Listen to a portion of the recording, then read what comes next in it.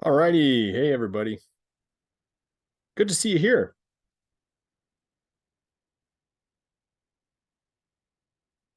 You can give everybody a moment to join, but glad to see a bunch of new faces. Man, we got a long way to go today. We got a bunch of stuff to go over. We have a cool presentation for you. A little bit of a challenge to me, as we got some folks that are kind of well versed in what we teach, and some folks that are new to some of these ideas. And that's awesome. We're glad you're here. We'll have some time for some Q&A at the end. Stick around until we get all the questions answered. We want everybody to have a clear idea of what they're doing over the next couple of months here, and also why they're doing the things they're doing.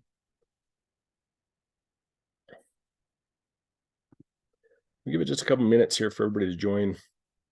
Highly recommend you have something to take some notes with. Got some weird things to go over. And you're going to want to have some notes, a lot of stuff to cover today. New faces, some folks I don't know. Welcome, everybody. Thanks for joining us.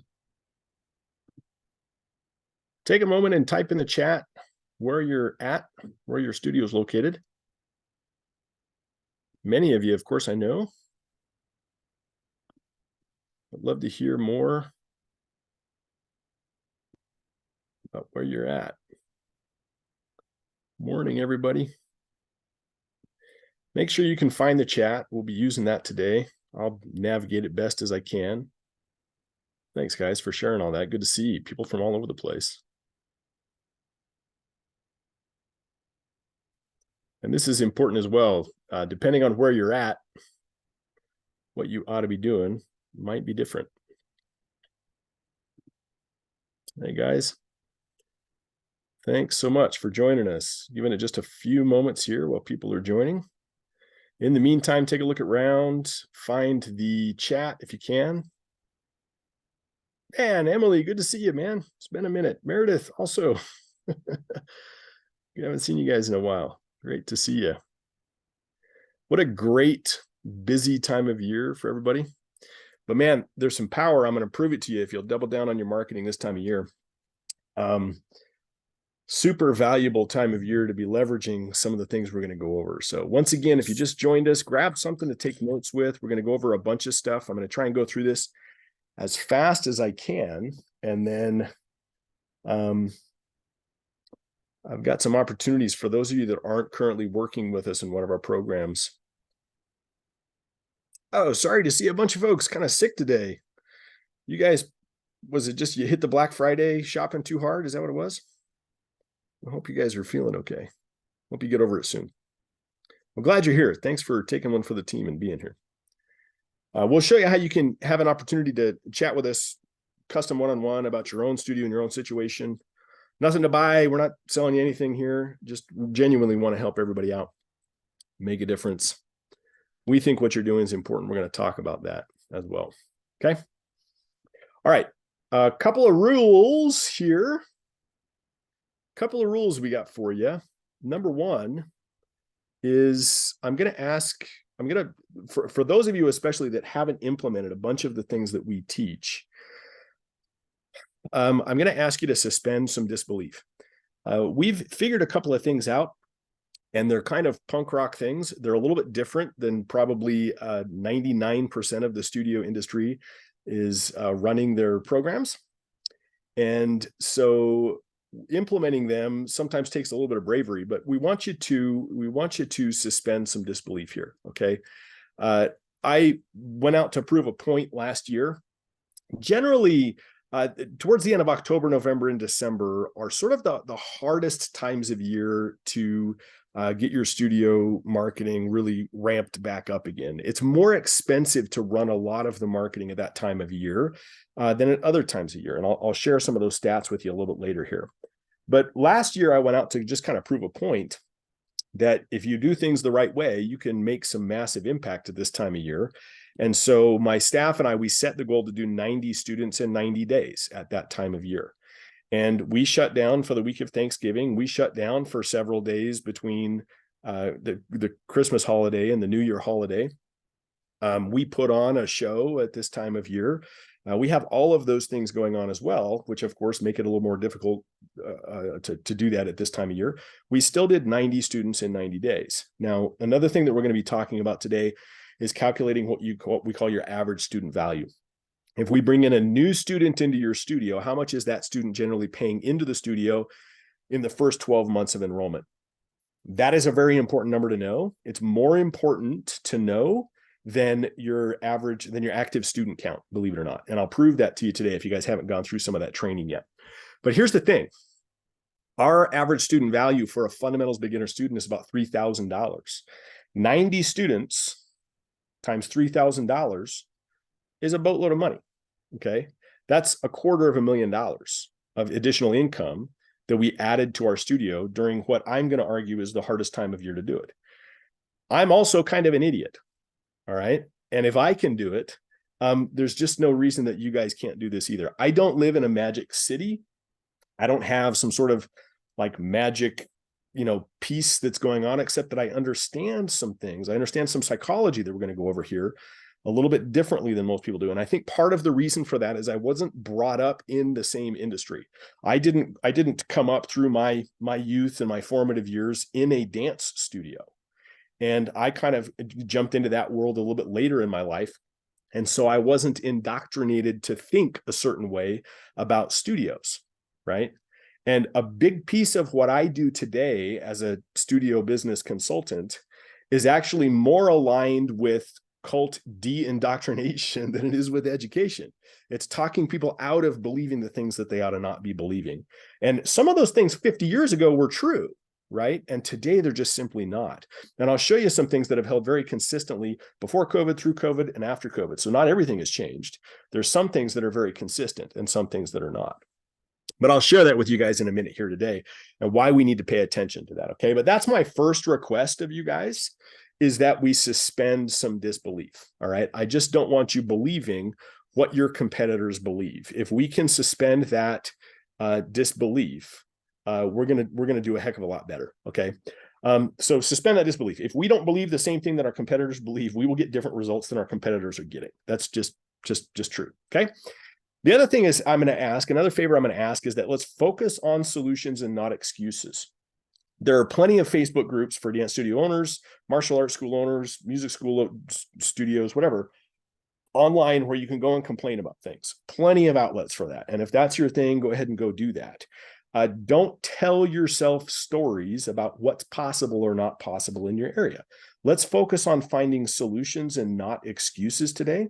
If you have some questions about, hey, Mago, you said this thing, and I just really don't think this is the way it is in my area, or I think we're different or special or whatever this way, go ahead and share that.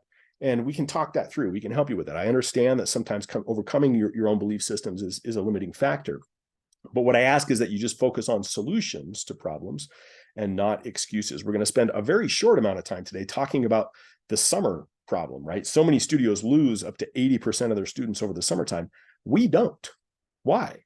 It's not because I live in a magic city. It's because we're doing things differently and we're manipulating the intent. We're influencing the intent of our students. That has a massive impact on retaining people over the summertime. Okay. Third thing that I'm going to ask you today is to please remember that you are literally doing the most important work in the world. Local businesses, not just dance studios, but local businesses that bring people together physically to solve creative problems, that's what's going to save the world. It is not some new economic policy. It is not some new political candidate. It is not that's not some new social program that's going to save the world on the scale that the kind of work that you guys are doing is going to save the world.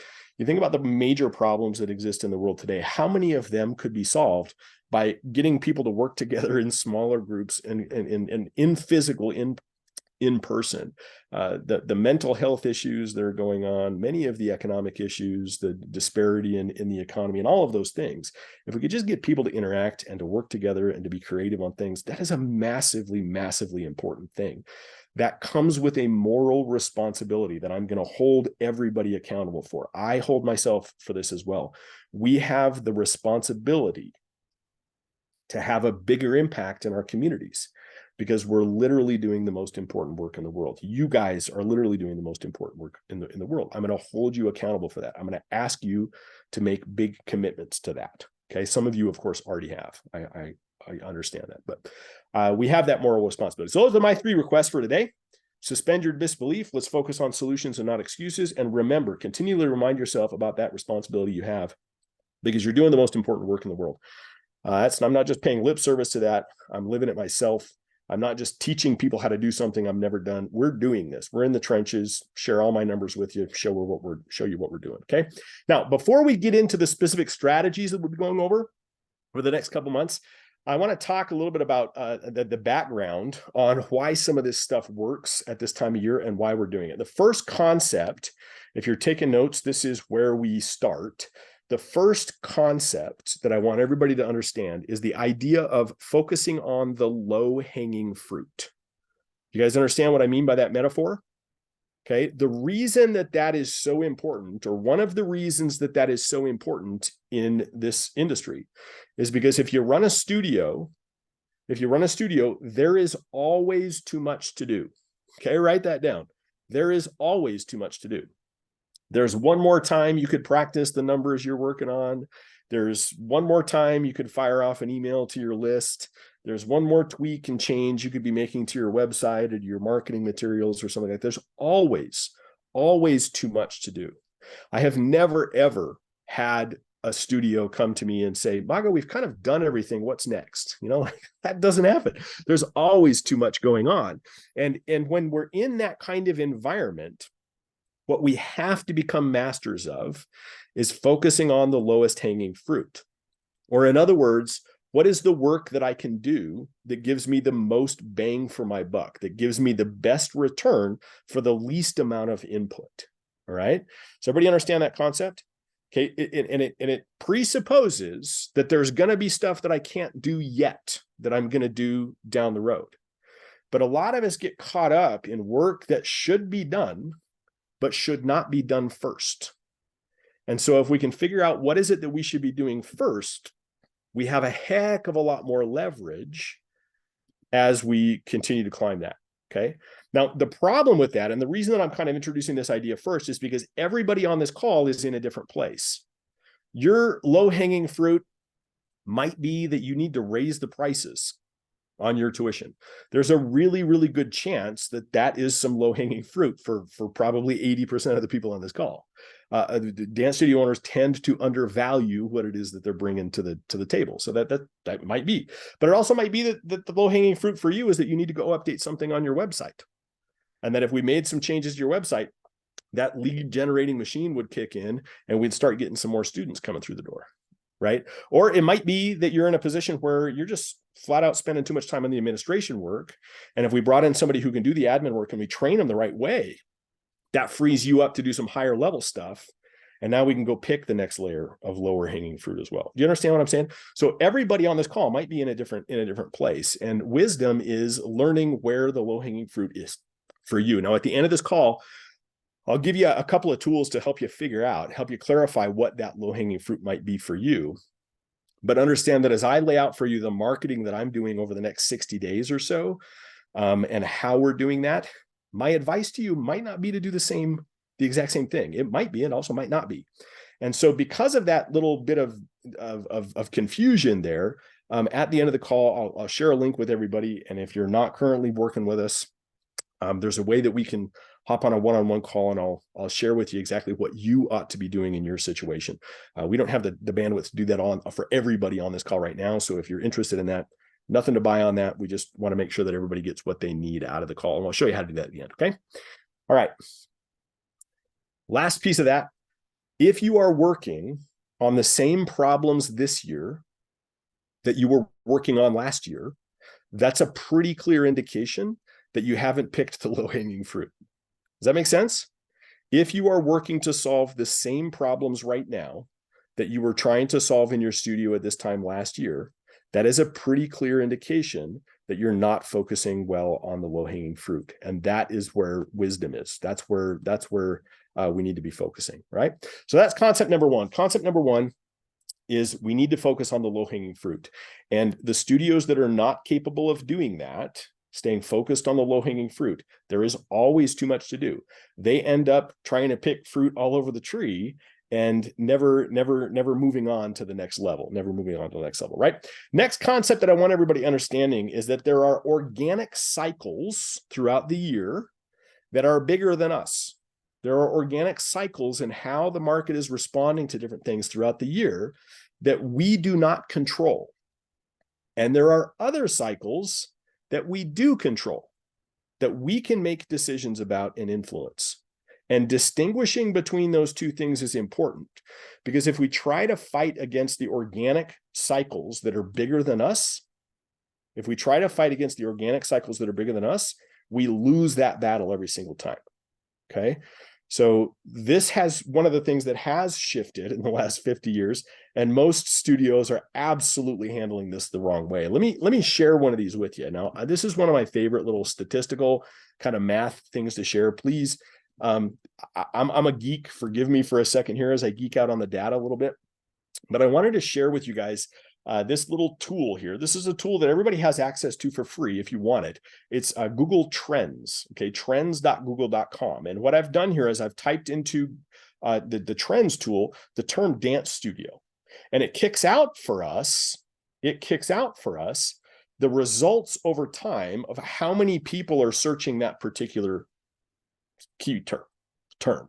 So you could type in here dog leashes, you could type in here fried chicken, you could type in here whatever, and go see how many people are searching those things over whatever amount of time. And what I've done here is I've selected the longest amount of time since 2004 when they started kind of tracking this and keeping track of it. And I've gone back that far. And what are some things that you notice about this trend over time? So this is 2004 back here. And this is where we currently are right here. In the chat, tell me some things already that you notice about this as you're looking at this statistic here. What do you notice about this trend over time? Anybody have any feedback on that? 2020, okay, so Emily's pointing out right here, if you look right here, you know, the lowest point since 2004 of people searching was the first month that everybody got shut down for COVID. Of course. That's great. Jennifer, yeah, fantastic. It is a cycle. It is cyclical. Year after year after year, there are some small variations, but it's cyclical. You can see that repeating pattern from one year to the next. You can see how that pattern repeats itself, all right? You can see that pattern repeating itself. Now, a couple of other things that I'll point out here that I think are kind of interesting. One is that the highest point for searches since 2004, January of 2004, was August of 2011. Anybody think of why that would be so high at that time of year, in that year? Anybody have any guesses on that?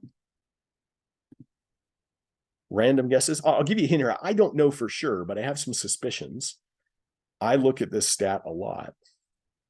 You guys remember that TV show Dance Moms, that reality show? Yeah, exactly, Scott. That show launched the month before that. So I think that's a big reason that hit happened there. Another thing to notice that I think is interesting is that back in 2008, how many of you in the chat, type in the chat, how many of you in the chat were open back in 2008? How many of you were open back in 2008?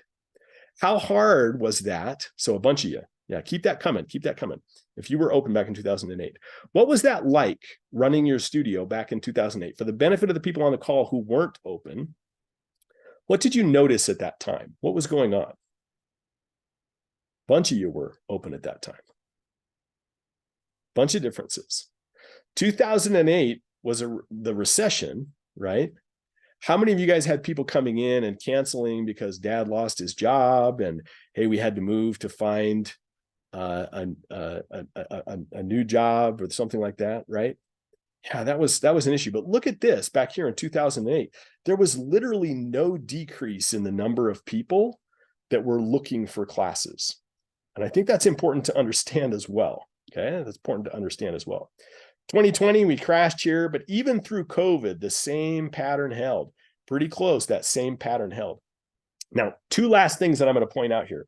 Every single year, one of the highest points is in June. More people are out searching for dance classes at the beginning of the summer than any other time of year, pretty consistently throughout the year. But what do most people believe about the summer? Most people believe about their area, oh, everybody goes on vacation. Nobody wants to train over the summer. They want to take the time off. Now, this is not people looking for summer camps. This is people looking for ongoing dance classes. And one piece of evidence, I did the same Google Trends thing here for summer camps. And look how consistent this is. Every single year, of course, at COVID, it tanked in May. But every single year, people are looking for summer camps in May. They're not looking in June. So in June, they're not looking for summer camps. They're looking for ongoing dance classes. And I think that's devastating to this belief that most people have that, hey, most people in my area go away over the summertime. And if you'll stop believing that and you'll structure your programs to not cater to that belief, it makes a massive difference in the number of people you're going to retain over the summer. Okay. Now that might be a little bit beyond the scope of what we're talking about today. I'm happy to come up with on our one-on-one time, if you want to book that time, I'm happy to walk you through how we handle that. But I'll give you another hint. It happens, a big piece of it happens right now in December and January, how we justify retaining such a high percentage of our students, 90% of our students over the summertime. Now, last piece of data that I'm going to go over here. The lowest point every single year for this trend is what time of year? Anybody want to guess? Go ahead and type that in the chat again.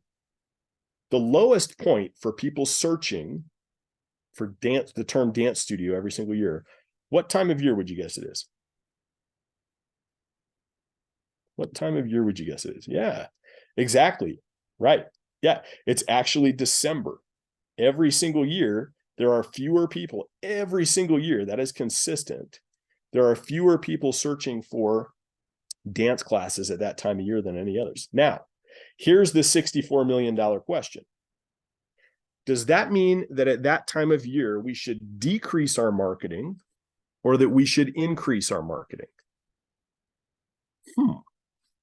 There are fewer people out there searching for these things at that time of year. Does that justify us decreasing the amount of marketing we do or increasing it? What's your opinion on that?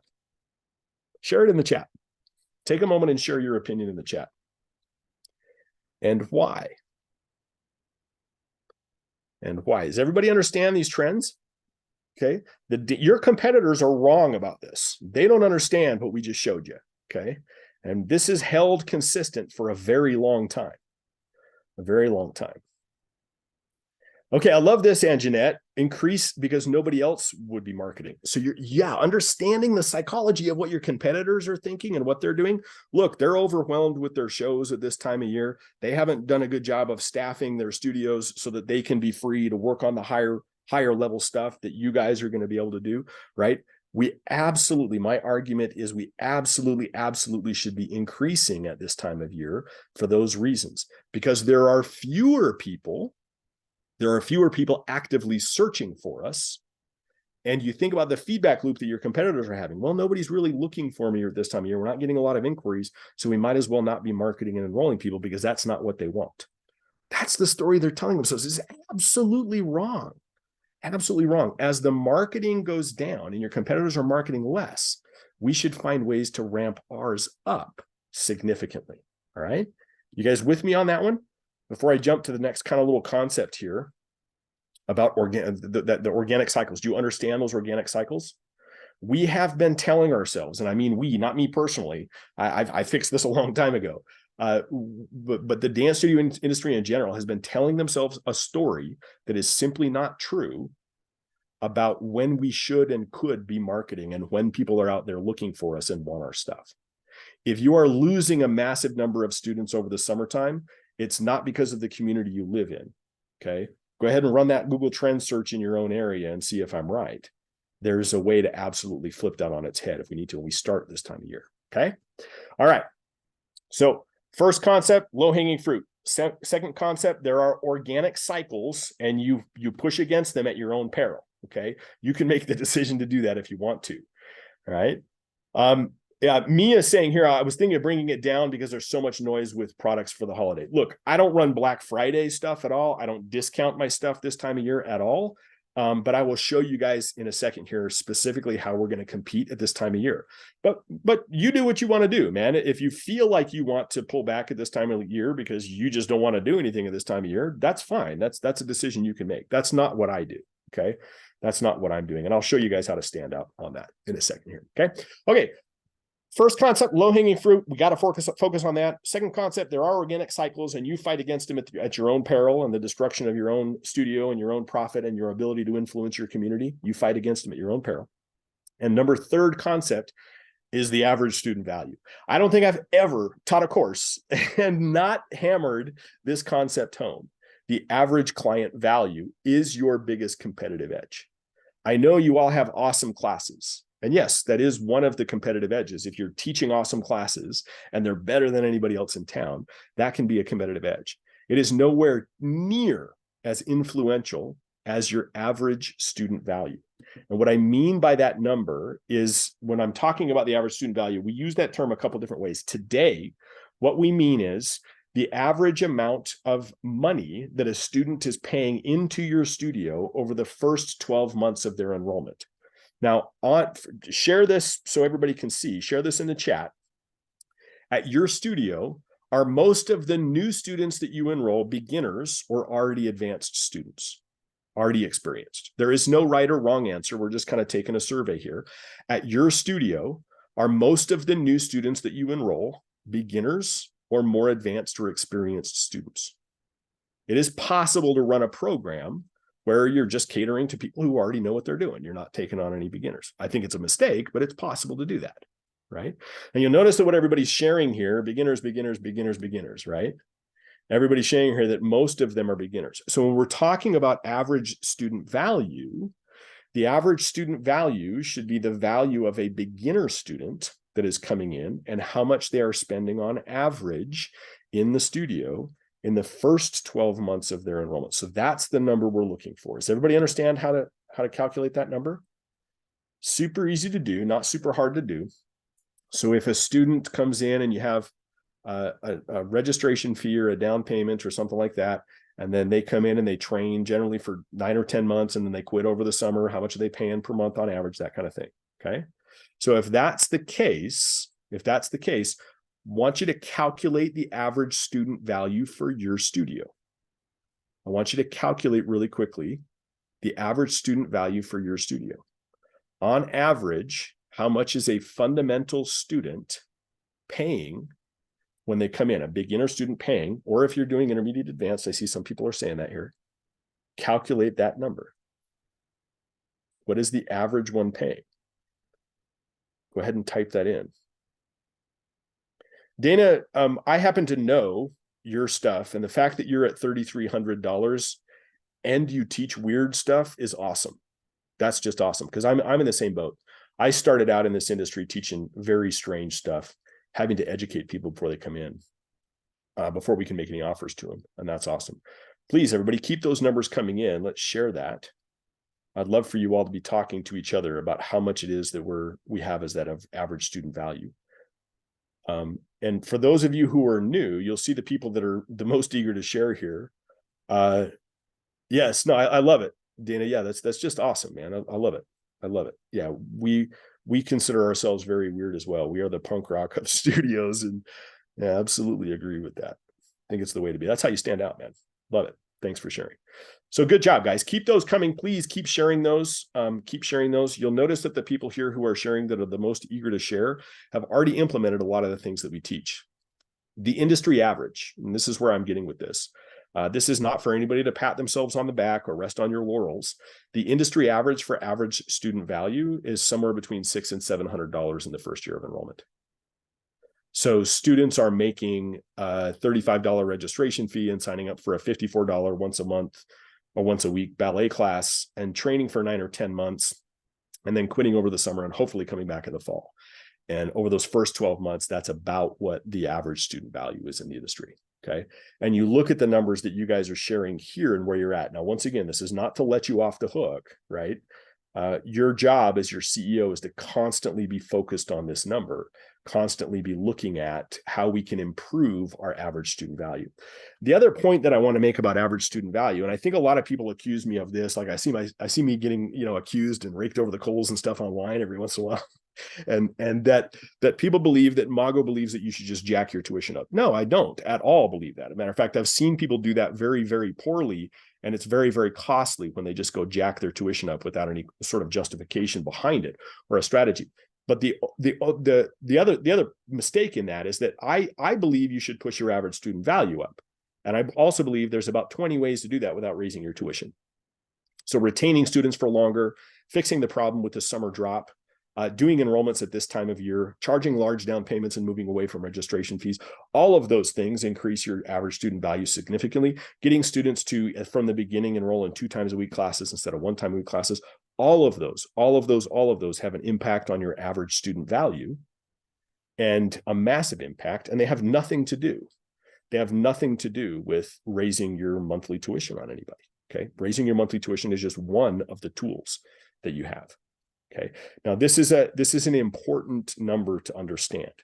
Let's shift for a second in the chat here. Somebody share with me why I beat up on this number so much. Why am I able to make the claim that your average student value is your biggest competitive edge? Why am I able to make that claim? Why am I able to say the higher your average student value, the healthier your business generally? Why? Why am I able to make that claim? Who can share that with me? What are some of the reasons that some of you know, some of you that have already kind of drunk the Kool-Aid here? Sarah, oh man, geez Louise, Sarah, I'm going to stop showing up to these calls, and I'm just going to let you guys answer the question. Sarah says you outrun the money problem. That's exactly right. This industry is structured in such a way that in order for us to scale, in order for us to grow, we have to run a more expensive business. The more students you have, the more instructors you have to hire, and the more real estate you need. And your instructors, your staff, your administrative staff you need as well, and your real estate, as you grow, those two things, those are your biggest costs. Those are your biggest costs. Okay. And how many of you guys are in a position, well, you don't have to admit this if you don't want to, where your classes are pretty full, but you can't afford to grow? Oh man, I talk to people about that all the time. Matter of fact, I'm working with somebody in our program right now who's looking at buying a business that did $700,000 in sales, not last year, but the year before. The studio did $700,000 in sales. They're selling the whole thing for 50 grand. Why? Because it's not profitable. So nobody wants to buy it because they're just buying themselves a job and they can't sell it. Right? Like that's what this industry is like. And so exactly, Sarah, you have to be able to outrun the money problem. We can, and then Emily, great follow-up here, man. You guys are just, man, I'm not sure why I even show up to these calls. You guys have some awesome things that you're sharing here. Yeah, you can outspend your competitors. When push comes to shove, if I just need to solve a problem by throwing money at it, I can do that. And they generally cannot. And so that's another piece of it right there. I love it. We need to work with fewer students. I am all about not running the Walmart of dance studios. I'm not going to do the Walmart of anything in my life. Okay. And so I'm going to work with fewer people at a higher level. 100%. Look, you guys, this is awesome. Thank you for sharing what you're sharing.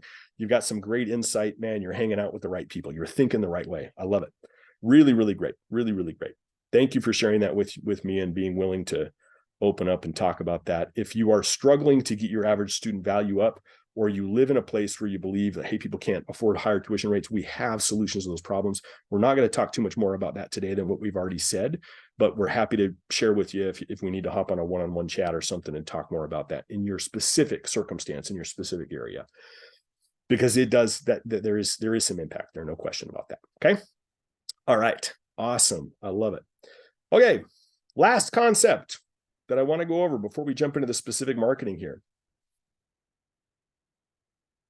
Yeah, Debbie, great question. And if you want to remind me at the end, I'll answer it more thoroughly than this. But the answer is, if you have these little bitty like mommy and me classes that are just once a week and you want to do it that way, I don't have a problem with doing those classes just once a week, though the average student value of those classes should be more than half as much as the ones that are coming in 2 times a week. I hope that made sense. They should be more than half the average student value of the ones that are coming in twice as often, 2 times a week. The really good thing about running those preschool classes with preschool kids is they keep making more preschool kids. So those are generally fairly inexpensive guys to go after. And we also can put them in daytime classes as well. Very well. We have some good strategies for that. But yeah, if your average student value for a twice a week program is $2,000, then your average student value for a front end program ought to be $1,400 or something like that. So it should be more than half of those. Okay, cool. Right on. Good question. Happy to dive more into that if you remind me at the end. Okay, last concept that I wanted to kind of throw at you right here for everybody to understand is one of my biases. I am biased. I am significantly biased when it comes to how these businesses should be run and how they can be run most profitably. And one of my big biases is that I believe we should ask other people to make big commitments. And I think you should be willing to do that. And I think if you're not asking people to make large commitments, I think you're falling short in your service to those people. And so we should be willing to say to people, we're looking for a certain kind of student here, and that's the kind of student that's going to be dedicated in these ways, whatever that means to you. Because if we want to get a big transformation out of the people that come in and work with us, we need to ask them to put some skin in the game. We need to ask them to be committed. If you're not committed to your own business, man, it's not going to grow. It's not. It's not going to have the impact that it could in your community. That's true for you. It's also true for your students. We need to be willing to ask people to make large commitments, and we need to not shirk from that responsibility. Okay. I see this all the time. I was talking with a studio again this week where they're like, oh, I think what we're going to do is we're going to try and run an adult program, and we're just going to ask them to come in and do a 6-week thing, or we're just going to do punch cards and drop-ins. Man, I have the location I'm sitting in right now.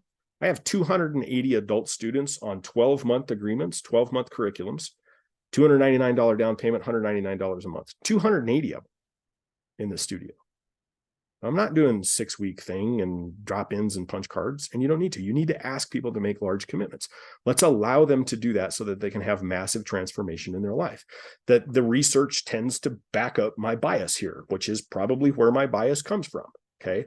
I am interested in working with people that are committed and that are willing to put some skin in the game. And guess what? Those people have a bigger transformation. Now, I don't know how to get somebody good at the stuff that I teach in 6 weeks. I'm just lying to them if I sell them into something like that, right? That's another thing. I want you to be willing to ask people to make large commitments. We need to stop being afraid to do that, because it is how we best serve other people, right?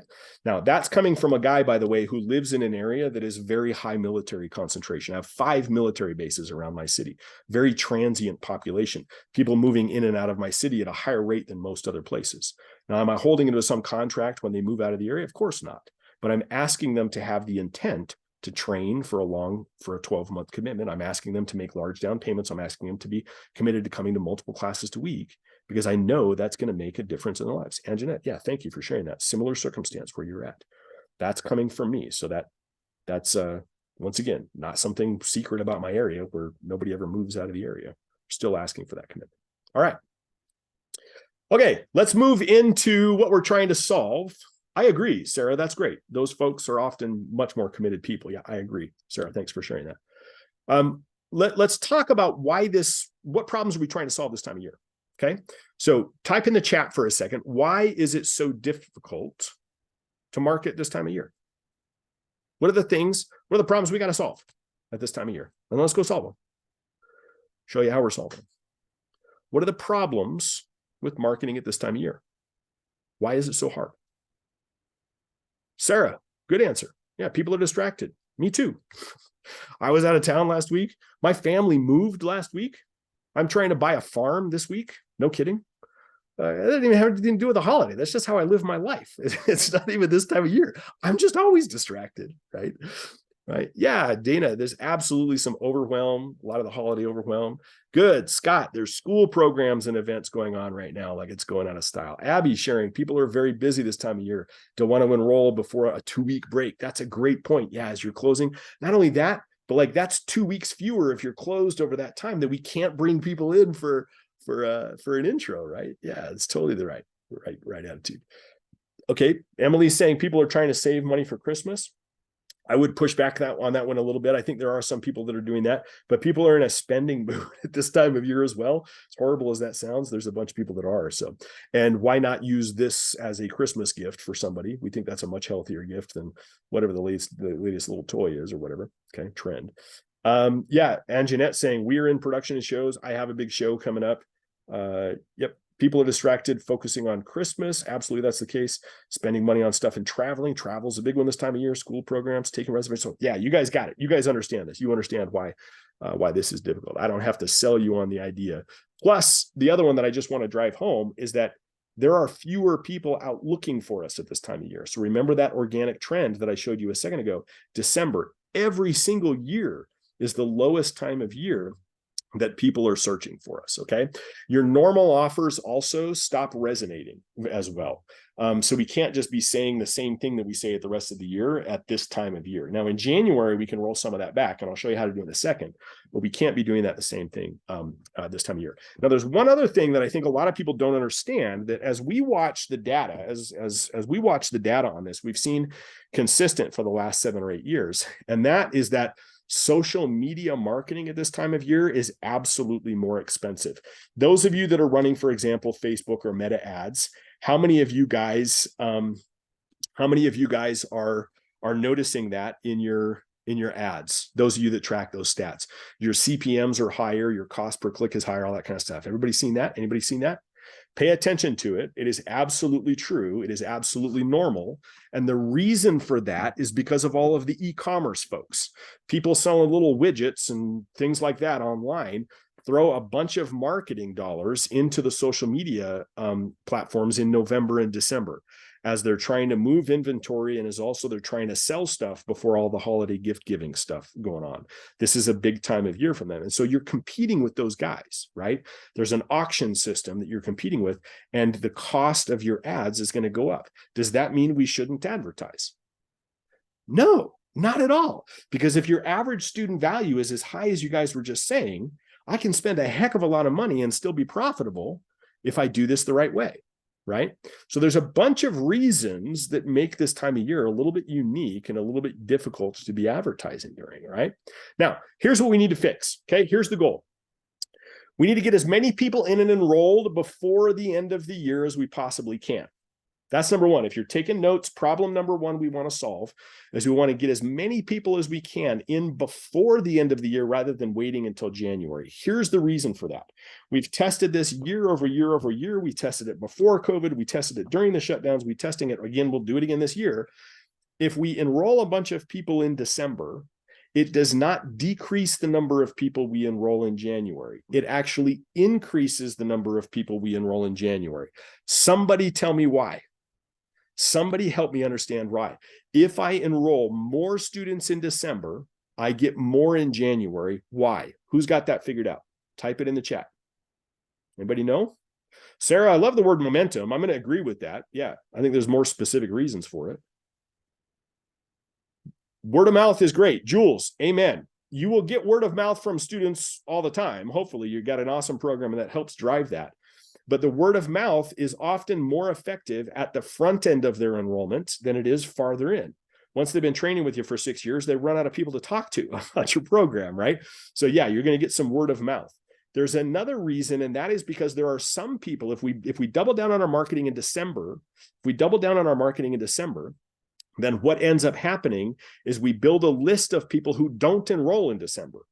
So let's say we go get 60 people to raise their hand over the next 30 days. And they're like, hey, I'm interested in your stuff, but we only get half of them to actually come in, and we get half of those enrolled. I don't know, whatever the numbers are. Well, then we got a boatload of people now that we can market to in January that didn't come in December. But we didn't have their names until we ran the marketing to do that. Does that make sense? And so here's my argument. We want to get as many people in and enrolled in the month of December because it increases the number of people we will get in January. It's not like we go pull a bunch of fish out of the pond and there's no fish left in the pond in January. Does it make sense? Everybody with me on that page? Okay, so doubling down at this time, that's problem number one. We want to get as many people in and enrolled before the end of the year as we can, as we reasonably can. Okay, number two is the list that I was talking about. We want to build our list of people that are interested. I can't walk down the street downtown here in my city and say that person's going to be a great student, that person's not, that person's a fantastic prospective student. I can't do that. They have to raise their hand somehow and say, hey, I'm interested in your stuff. Can you help me enroll? Right? And so that list of people is the most valuable marketing asset that you can build. It's not how cool your website is. It's not your online enrollment strategy. That one's working against you. It's not anything else. It's not how great your marketing skills are in writing the ads for your Facebook posts. It's not. It's the list of people that are interested in your stuff. If I could give you right now a list of 2,000 people within a 5-mile radius of your studio that wanted to come take classes, how many of you guys would be like, yeah, dude, totally give me that, right? I can't build that for you. You have to build that for yourself in your area. I can show you how to build it, but you have to do that work to create that list. And December is a fantastic time to be doing that. So we want to make sure that's the other justification here. We want to solve that problem. I want to be building your list of people that are interested. Okay. Now, January, we're going to double down on stuff. In January, Kylie already gave the punchline away here. In January, we're going to do an open house. Okay. We're going to structure an open house. I'll show you how to do that in a second here. But we're not going to do it until at least the third week in January. Everybody repeat it after me. Not until at least the third week in January. People are recovering from the holidays. People are not quite in the mindset. If we ever have an event that we're promoting that's an enrollment event where we're actually signing people up at the event, I want you to give me 3 weeks of marketing momentum before you host the event. You write that rule down? If you're taking notes, I want you to write that down. If we have a live in-person event where we're taking enrollments at the event, I want 3 weeks of marketing to be happening before the event. So yes, we should be having an open house in January, but not until at least the third week of January. You can do it the first week of February if you want. You can do it until the end of February. We're going to get the same amount of momentum. People haven't given up on schedule changes and New Year's resolutions and stuff until then. So you're absolutely fine doing that. Nope, you're fine. Jennifer is asking that. Yeah, if you're doing a January performance, awesome, cool. Kylie, if you want to do it January 6th, you can. We can actually do another one the first week of February and double down on it if you want to do it that way. But if you're at least 3 weeks into January, I want you to write that down. Maybe get it tattooed on your forearm. Live events, 3 weeks of marketing before you host the event. And I don't want you marketing that event when people are still in 2023 mode and not yet in 2024 mode. You guys with me on that? Okay. So that's another piece. Then what if we could also fix, I want you thinking about the summer problem at this time of year. And we'll talk about that a little bit in a second, about how we actually solve the summer program at this time of year. I'll give you a little hint. Remember, we said that most of the new students we're enrolling are fundamentals beginner students, right? Okay. All right, let's talk about December first, because December and January are two completely different coins, sides of the same coin. In December, if we're going to get people in before the end of the year, we have to create what? We have to have what? Somebody answer, what is it we have to do if we're going to get people in and enrolled before the end of the year? Jennifer, you're knocking it out of the park today. Yes, we have to have some kind of urgency. There has to be some reason that we're going to come in and we're going to do this now. The season has to actually be the reason that we're doing this. So, hey, here's this awesome thing that's happening. It's happening on this date or in this time frame, and you're going to miss out on it if you don't take advantage of it. Yeah, Emily, it's a version of scarcity. I agree with that as well. Yep, that's exactly right. So what are some examples of that kind of thing? Somebody give me some examples of that kind of thing. Anybody give me any? And Sarah, your intro program, you're right. We're going to talk about that in a second here, but let's talk about this one first because it's the month of December. Yep. Yep. Dana, that's right. Fear of missing out. Okay, Emily, if that's true, you can say, hey, we only have a certain number of spots. We can be saying we can leverage that scarcity. That's something you would do in email. Jennifer, same idea here. Those are both scarcity plays. I'm talking a little bit more about the urgency here. So the time. The best one that I've found is a mass intro. So for example, we have an adult program that we're really building out during the daytime right now. We have a mass intro to adult ballet that's coming up, and it's on a specific date. And man, I would really love for you to join us, and I'd hate for you to miss out, right? And it's happening on this particular day. And then when you show up on that day, there's a massive, hey, by the way, if you sign up today, we're going to come over to your house every Tuesday and we're going to cook tacos for you, or whatever the deal is, right? But there's a justification with some urgency for that time. Some of you guys I've seen already talking in the Facebook group and stuff about doing some sort of gift package, right? And we've done that in years past. It has not worked as well as the info or as the mass intro does, but that's not a bad way to do it either. So it's like, hey, give a gift that that get in the best shape of your life and have a great time doing it, and give that gift this holiday or whatever that happens to be, right? Give the gift of dance, those kind of things, right? That does work at this time of year. But generally it's harder because what you're doing is you're selling the gift to the person that's giving it to somebody else, hoping the other person is going to enroll. With kids and selling it to the parents, that can be the case. But generally, when you sell those packages, you won't enroll those people in January or until January, right? Because they're going to give a little intro package or something in at the holiday time, and then they're going to come in and they're actually going to take classes starting that. So we're trying to get these people in and enrolled here. So I would argue for the mass intro being what it is that you're trying to do before the end of the year. If you can get a couple of those on the calendar, and if you can wrap your brain around having a couple of mass intros during the time that maybe even your studio is shut down, if you shut it down between the holiday and you just have a teacher come in and teach that mass intro and make an offer to everybody during the time you're shut down, that gives you even more time to be advertising. But that's part of our strategy at this time of year. We're running mass intros. We're running mass intros with that offer. Okay. So there's a specific date that it happens. We're marketing the event.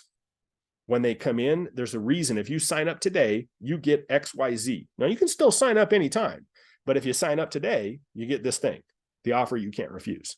So everybody does that make sense to anybody? How we're doing that one strategy? What questions do you have about that? If I can do 2 or 3 of those in the month of December, that's not a heck of a lot of work. And if I can get 4 or 5 people signed up on each one, I get 15 people enrolled just off mass intros in the month of December. Okay. Any questions on that? How we're doing that? Let's talk real quick about how we actually get people to show up to those. Okay. Some of you know this already. Really, there's 3 pieces to the marketing that we use. Now, I hesitate to prescribe this to anybody that I don't know because I don't know where your studio's at. I may have different advice for you specifically. But number 1 is we're hitting the Facebook marketing really, really hard on that. And we're driving people to a page where they do not enroll. They just give us their contact info and we help them enroll later. Okay. So Facebook ad, Instagram ad, whatever, to a landing page. Hey, we've got this adult intro to ballet on Tuesday at 11 o'clock on such and such a date. Fill out the name here to reserve your spot. That's all they're doing. No credit cards, no payments, no nothing. And then we follow up and help them get enrolled and make sure they show up. Okay. Number 1 is that strategy. Oh, yeah. So mass intro. Yeah. Jules, great question. Jules is asking when you say mass intros. Yeah. So I'm distinguishing a mass intro. Good. Sorry, man. I use these words and they make sense to me and I forget that some folks don't know them yet. I'm distinguishing a mass intro from your regular ongoing intro program. So what we recommend that everybody does is they have an evergreen. Everybody understand what I mean by evergreen? It's running all the time on your website. Just running all the time, a paid intro program. So for mine right now, it's $39. Come in and try out a few classes, kind of a thing, get a pair of ballet slippers or whatever it happens to be. And there's always a little page on my website that's selling that evergreen offer, selling it. They don't have to pay anything for it. We don't take the payment until we actually talk to the person. Just give me your contact info. And Jules, if you make the mistake of giving me your contact info, I'm going to market to you until you become a student or die, whichever comes first, right? That's the idea there. So I'm not trying to get them to buy anything yet. I'm just trying to do that. So there's an evergreen intro offer. And then and that happens all throughout the year. And I got somebody coming in on Tuesday and I got somebody coming in on Wednesday and whatever, right? And then there's the mass intro and it has a specific date and I'm trying to get 15 people pre-enrolled. I'm trying to get 10 signed up. I'm trying to get 8 of those actually signed up into an ongoing program, right? That's the strategy for our mass intro. So at this time of year, and this is a good point, this is where I was headed next anyway, so thanks for the segue, but the evergreen offer should still be promoted at this time of year. So if you have an intro to adult ballet on Tuesday at 11 a.m. and somebody calls or fills out your form and they're like, man, I can't make it on Tuesday at 11 a.m. Well, cool. It just so happens I have this other thing. It's $39. You come out and try, right? And I have a lateral sell to put them into something else that's more available for them. So I have both of those running in tandem at this time of year. Okay.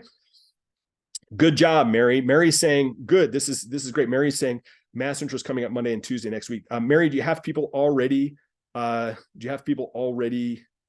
coming in or pre-registered for those? Hopefully you've got some folks that are doing that. And Mina asking here, they don't compete with each other.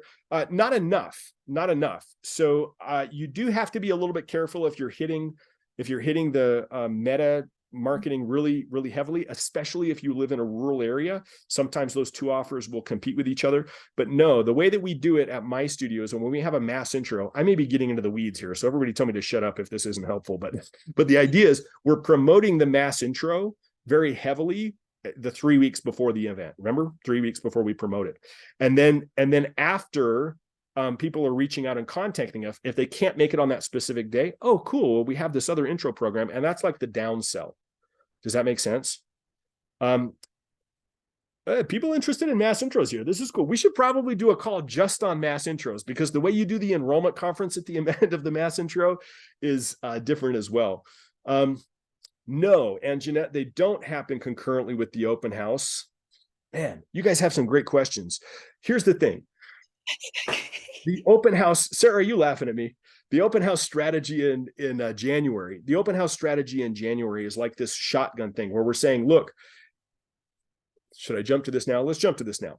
The open house strategy in January, we're going to have preview classes throughout the day and some special offer. If you sign up today, we come make tacos for you on Tuesdays or whatever that happens to be, right? Whatever that offer happens to be. We'll knock $100 off the down payment. Hey, you get a uniform for free, whatever that happens to be at the open house. Okay. I'm shooting at the open house to do 30 enrollments in one day. I'm going to call her out here because I think she's on this call. I think Chantel did a mass intro recently. She did 63 enrollments in one day. 63. Somebody do the math on that. If you know your average student value, if we added 63 enrollments in one day. So yeah, it absolutely works. But we do the open house. And then after the open house, usually I do mine on a Saturday. It's usually 4 hours, preview classes. It's like a rotation. People come in, welcome, sign the waiver, introduced to the instructor, take the preview class, go to the table where they enroll. There's snacks that they can be eating the whole time, pick up their uniform, see you next Tuesday for class, right? That's happening at the open house. It's like a machine. I wish you guys are always invited to come out and just watch my team do my open houses. That's one of the best educations you could ever have. You want to fly here, take a vacation and just watch that. 100 grand added to your studio next year, guaranteed. They're awesome. You'll learn a ton. Anyway, at the open house, after the open house, the next week, we have a debrief with my staff and we look at the schedule and we say, okay, we filled this class. We're 80% here. Man, we only got 50% into this. We didn't fill this class. Does that make sense? And then we schedule the mass intros again the month of February after the open house, only for the classes that didn't fill. So if I didn't get enough people into my adult 7 p.m. tap class on Tuesdays in the open house, I just didn't get enough people. Okay, cool. Next month, guess what we're doing? A mass intro for adult tap at 7 p.m. on Tuesdays. Because the only people that are going to sign up for that are the people who want that. And then I'm going to make that offer to them. So it goes in that order, right? In December, we do mass intros because we need the urgency. Remember? You understand? In January or February, we do an open house because we're just trying to get as many folks back in to fill the spots that are kind of empty in our program. And the preview classes that we offer are the preview classes that we're trying to fill on the schedule. And then we look at what we didn't fill at the open house. And over the next 4 weeks, we schedule those mass intros specifically to target the spots that didn't get the enrollment we needed. Make sense? Yeah. A mass intro. Yeah. Asking, can you give an example of a mass intro? Absolutely. Yeah. A mass intro is exactly that. So like we're trying to bulk out our daytime program right now. We have an adult intro to adult ballet at 11 a.m. on a Tuesday or whatever it happens to be. And we're just going to try and get 15 people to go to the webpage that says, come try out an adult intro to ballet class on Tuesday at 11 a.m. And then we're going to get 15 people enrolled to come try it out. We're going to get 10 or 12 of them to show up. We're going to get 8 or 10 of them to sign up off that. If you need preschool kids, we do a preschool version. If you need teenagers, that's expensive, but we do an expensive version, right? Does that make sense? Anybody else have any questions on that? I realize I kind of went out of order here on the strategy, but that's the idea, right? We have mass intros in December, evergreen offers still running, mass intros in December, or whatever you have that can create that urgency. In January, open house, no earlier than the 3rd week. In February, targeted mass intros for the spots that didn't fill in the open house. Now, the way that we're marketing that mass intro and the open houses, we are spending a boatload of money if we need to, whatever we need to spend on social media. Talk about the budget in a second. Number 2 is our email list. I have a list of about 16,000 people in my area that have reached out for more information about classes over the years. I've been building that list for a long time. So I know when I email that list, I'm going to get people. And if I just send out an email that says, hey, next Tuesday, we have an intro to adult ballet at 11 a.m. Would you like to join us? There's going to be people who say yes to that. Okay. Half of you guys on this call today responded to an email like that, right? And showed up to this call today. So I know that I can rely on my email list. And the third piece is our community calendars and social media groups piece. So your free community calendars, what's going on in my city, those mommy blog posts, all that kind of stuff. And then the Facebook groups about, your city and what's happening. There's a dozen of those in every city, even the most rural runs in the nation. You go post the heck out of that event and a link to the website where they pre-register. And once again, we're not taking payment or anything if you're charging for it. All we're doing, give me your contact info. That's all I care about. Right. And then we'll follow up and make sure that they have all the info that they need. Questions on any of that so far?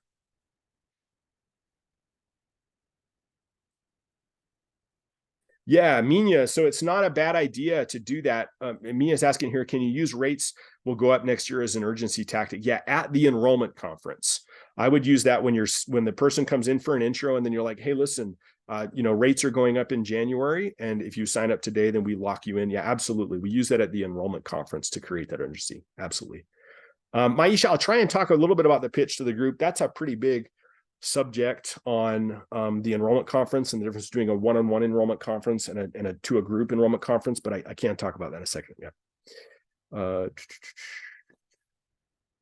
Meredith feels targeted. That's good. Want to make sure I got the chats here. Okay, cool. So yeah, really briefly, when you make the enrollment conference offer to a group, it's very, very important that you follow the exact scripts that we teach, okay? Because they work better.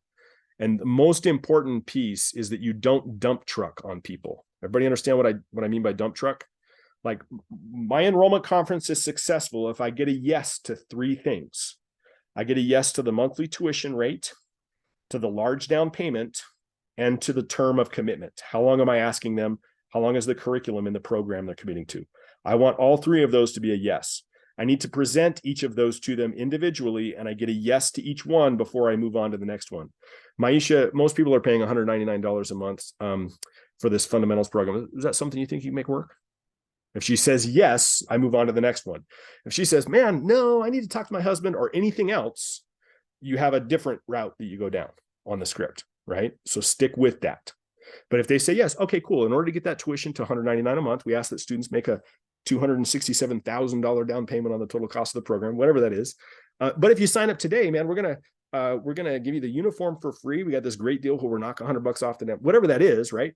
So how would you like to make that payment? We get a yes to the down payment. Third commitment is to the term. As we mentioned, Maisha, in the intro class, this is a 12-month curriculum. So your first payment will be on this day, and then your last payment will be on this day. In the fundamentals program, we're working really hard to get people into the level 2 program. The level 2 program will teach you this and this and this. And most students can move into that within 9 to 12 months or whatever the truth is, right? We're telling them that. So we're getting term commitment as the third piece of the commitment on those. Now, when you're doing that to a group, there's a couple of things. You'll notice when you're teaching the group that there's some people that like, this person's just going to enroll. You can just kind of tell, right? When you have those mass intros, I want you to make the offer to that person first, because what happens is we end up building social proof. And if we get that person to enroll and they're at the front desk while everybody else is grabbing their stuff, especially if people know there's a limited number of spots in the class, you're going to create the social momentum that will get the rest of those folks enrolled as well. Okay. So that's a couple of tips for you there. Sorry about that, Catherine. Your question was, can you repeat once I didn't type that? Oh, the 3 agreements at the enrollment conference. Yeah, the 3 agreements. Number 1, I want commitment to the tuition rate. And if I get that, then I move to the down payment. And if I get the down payment, then I move to the 12-month commitment. And I don't move to the next one until I've resolved and gotten a yes to the one. And that's the order we do them in. And it works if you do it that way. Just does. Okay, you do a good job of this. Look, I was looking at Anne. Some of you know Anne that runs the Capoeira program. I also happen to be married to her, right? At my studio. I was looking at her stats for the last couple of months. She's got like an 85% enrollment rate. Super weird program, man. Most people don't even know what Capoeira is. And because she just is a master at this enrollment conference strategy, 85% enrollment into that. So really, really good stuff. Okay. Okay. All right.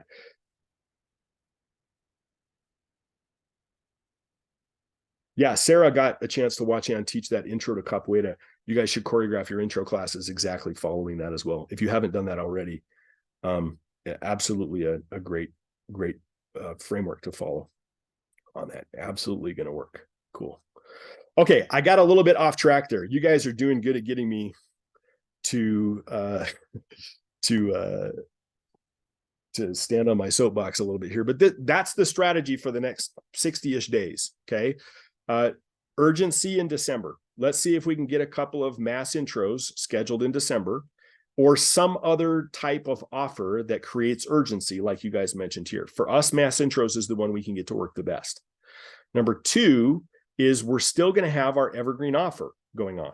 We're going to promote all of that with social media ads, with your email list. You're going to hit that email list hard, and posting in those community calendars where what's going on in my city, those kind of things, and the social media groups, the Facebook groups and stuff for what's happening in your city. Okay. That's what's happening in December. We're building that list as well in December. So a lot of the people, you're not going to have as high of an enrollment rate in December, but remember that principle. The more people we enroll in December, the more we will get in January. That has held true for a very long time. Okay. January, we're promoting for those first 3 weeks, same way, the open house itself. Landing page on your website, pre-register for it, prospect pipeline, everything you guys know. Don't take payments and that kind of stuff. Don't ask what their kids are allergic to. No, name, email, phone number, that's it. Pre-register, and then we have them on our list, okay? That's what's happening in January. After you run the open house with those preview classes, personally, I would set the goal to do 30 enrollments just at the open house, if you can wrap your brain around that, if you have room in your program for that. Then we look at what's still empty. And for the next little bit, we do mass intros at those times. Strategy makes sense? Okay. Let's answer. Oh, Scott saying they start right away in January. Want them to start in December after the mass intro. You can make that offer and have them start in January if your studio is going to close. So if you bring them in on the 20th for a mass intro and then you're shut down from the 24th to the 1st or whatever, then yeah, they just start in the first week of January. Yeah. So I would not enroll somebody into something that doesn't start more than 3, or that starts more than 3 weeks away. So I'd try and find a way to get them in and committed before that. But yeah, you could enroll them on the 20th and have them come in on the 2nd for their first class or something like that. Yeah. If that's what you meant. Raise your hand if you have a question, man. I'll come around, or you should be able to unmute yourself. Raise your hand if you have a question on any of this. Let's spend a few minutes here just answering some specific questions. And I know a lot of you guys run kind of different programs and are in different areas. If you have any questions, raise your hand. I'll come around and do my best. And Jeanette, please go ahead, unmute yourself. Okay, sorry, I'm so confused about running evergreen ads simultaneously. Mass intro are closed the last 2 weeks of December, so it can serve And I'm like, okay, our evergreen is 49 1 week of trial for classes. We run that simultaneously with a mass intro. I Yeah, don't. you can. If in your area, I don't suspect that the audience, like if you're running social media ads for both of those offers, I happen to know where Anjanette is at. So you're not going to run out of people to offer both of those things too. But you don't need to do that. My point with having both of those offers available is just that there's a lot of people on this call that haven't figured out some of the things that you've figured out yet, Anjanette. And that is that, like, if somebody stumbles across your website, there's a really good chance they are not going to enroll directly into classes off your website. Right. Only Okay. about 16% of the population that hits your website would ever be willing to do that. So you're missing out on about 5 times more people that would sign up for an evergreen intro. That's not a novel idea for you because you've had that in place for a long time. It's a very novel idea for some of the other people on this call. So you don't have to be running social media ads for both, but you are going to get some organic traffic, and you don't want to not have that offer being the primary offer on your website. Okay. I just feel like they're competing offers. Yeah, that does happen. Facebook used to allow us in the ad platform to go in and look at how much of an overlap there was between the two audiences in 2 different campaigns. They took that functionality away from us a few years ago because people were noticing what you're saying, that it wasn't worth it to run 2 campaigns because you were just kind of running the same thing. But what ends up happening is that there's some people that if let's imagine one human being that sees both of those offers, right? That one human being that sees both of those offers. For one of them, they know they're going to be traveling, at the end of the month, and their kid has a show this week. They're just not going to react to a mass intro offer, but they would react to an evergreen offer with the implication that they could just come in and take advantage of it at any time. And there's other people that are going to sense the urgency, and we're going to trigger those guys. So not everybody's the same. So having 2 different offers out there, it's like having 2 different poles in the lake, one with worms and one with power bait. Right. And like some fish are going to like this and some fish are going to like this. So as long as the offers are distinct, you do less competing with yourself. If you're running 2 campaigns at the same time that are both for the same thing, yeah, you're going to drive your own prices up for that. Does that make sense, Anjanette, at all? Yeah. And then so do you charge for mass intros? Because ours is a $49 week of trial classes. And then if somebody's seeing that offer and then seeing the mass intro and it's free or at a reduced rate, does it devalue the mass intro over the week of intro class at a price? It totally does, and I still do it personally. But you're about to start a fight here in the comments, probably because some people are you know this, you've seen this happen before, but some people are charging for mass intros and some people are not charging for mass intros.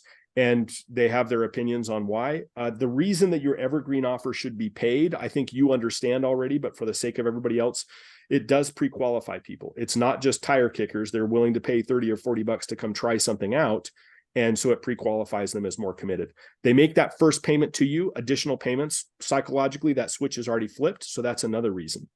And the third reason is that it increases your show up rate for the intro significantly. So you just have to wrap your brain around the idea that if you do a free mass intro, which is what I do almost always, a free mass intro, in contrary to your paid intro program, if you do that free mass intro, it's going to trigger a little bit different part of your segment of your audience. And the show up rate for the mass intro will be probably lower than for a paid regular ongoing intro. But that's okay, because like I said earlier with Jules, man, I'm going to market to her till she becomes a student or die, whichever comes first.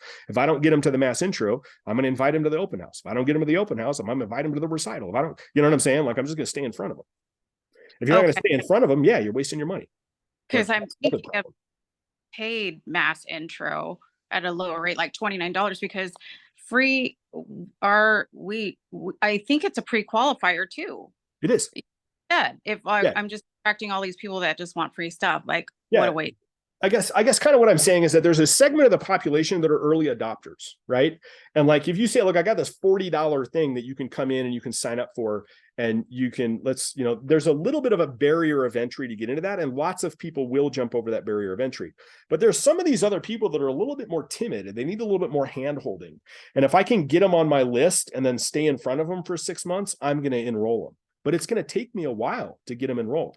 And I just don't want to miss out on that segment of the community, because I know I can serve them. And so I'm just using both of those techniques to like filter each other out. Does that make any sense at all? Yeah, totally. That's Okay. my argument. That's my argument for doing it that way. But I'm really good at following up on people. And what I mean by I'm really good is I have a team who does it for me. If you're not good at that, then you're wasting money. Right. Okay. Got it. I got it. It's clicking, Mago. Yeah. Yeah. We just keep smacking it in there, poking it in there, and then some of it stays and then falls out. And then, yeah. No, that's the idea though. You're exactly right. Okay. Thank you. Yep. Emily, the answer is yes and no. Mass intros. So I do a mass intro. Emily's asking you don't charge for mass intros. Yes and no. This time of year, I would do a free thing. And the reason for that is because I'm trying to build my list. If you charge for your mass intro in December, you'll get some people to respond to it, but the click-through rate on the ads is going to be higher. The cost to get somebody to pre-register in your form is also going to be higher. Now, what I want to do is get a list of people because I know my show-up rate's not going to be great, but I want to market to those people in January. I'm going to market the heck out of those people in January. So that's my justification for doing that this year. But I do a paid mass intro. I do a $30 mass intro for Aerial Silks, my Aerial Silks program, the last Friday of every single month. I do a youth one and an adult one. We put 15 people in that thing, $30 a piece. That's $450 that we make off of that mass intro every single month. So I do a paid mass intro as well, but it's strategic. I just know that I can fill that class, and so I do. Okay. Now that brings up one other point, and then Meredith, I'll come to your question next. I want all of the paid marketing that I'm running for these strategies to be 30-day profitable, which means that if I spend $2,000 on an ad campaign, I'm making $2,000 back within 30 days off of that specific campaign. And if you don't know how to do that, we should talk more. Okay. But that way I have an infinitely scalable marketing budget. I never run out of money. And that's the justification as well for paid intros. So does that make sense? So I want to make my money back on the marketing within 30 days. Consistently, we can do that if you structure things this way. Meredith, your question, please unmute yourself if you can. Mago, dude, I missed you, man. I've missed you. I'm giving you an air hug. I love it. But I'm not brave enough to show my face. Well, I'm an acquired taste with a face for radio, man. I'm taking one for the team here, but we appreciate you. Go ahead. What's your question? Well, I mean, I get. I've taken all the notes and I'm going to implement all these things, but I have like specific questions that I don't know are like now is maybe not the time. Does that make sense? Yeah, man. You have a link to my calendar, man. You want to hop on a call? I'll go over them. If you got 47 questions, man, I will. I'll sit down and what you're doing is important, but why don't you throw one of them at us and I'll tell you if it's a dumb question or not. Okay. Well, I mean, it doesn't necessarily have to do with what you just talked about per se. Well, tell me what you're thinking. Okay. Well, I am having a not good retention rate over the summer. Okay. And I did. So this has been my third year, right? And I had a great retention rate from year 1 to 2 and terrible from 2 to 3. Back when you were working with us. Interesting. Yeah. Yeah. Very interesting. But I mean, I've implemented everything the same, but I mean, I'm sure there's things I could do differently or things that I didn't quite catch, you know. Sure. When is your recital? Is at the end of May. At the end of May. Okay, cool. When does school get out in your area? The end of May. Okay, cool. That's fine. In general, the more we can do to disassociate that show from the school year, the more retention you will have. Because you're unintentionally, when you start classes, when you start a season with the school year and have a show at the end of the school year, what you're saying to people is, this is when you quit, just like school. That's what you're unintentionally saying to. So I'm not saying, look, Meredith, if you don't move your recital to a different time, you're going to fail. That's not at all what I'm saying. We have plenty of examples of people who run their programs that way and do well, but it is one of the drips in the bucket. And so anything you can do to disassociate that, you notice that some of the people here said they don't do their shows in December, they do them in January. Part of that is because the retention, this is another dangerous time of year. You'll lose students at this time of year after you do a little show. Right. But if you push that show into January, there's this psychological thing that disassociates the sort of the progress of the student with the end of the year, and you lose fewer students when you do that. It's just a piece of psychology. So that's one thing that I'd recommend if you're capable of doing that. Now, your city has like what, 14 people in it, right? Like you're in a fairly rural area. So I don't know how many venues you have to put on your show. And sometimes you have to worry about when you can actually schedule it. So it's a logistic problem of when you can do it too. So that's a real thing you have to consider. The other thing though is, are you doing a mass upgrade event? Yes. When are you doing it? So this year we did it. Trying to think. We did it differently this year than we did last year, and I think we did it at the end of, or maybe the third week of July. Okay, that's your problem. I want you this year. We're going to schedule your mass upgrade the week before your recital.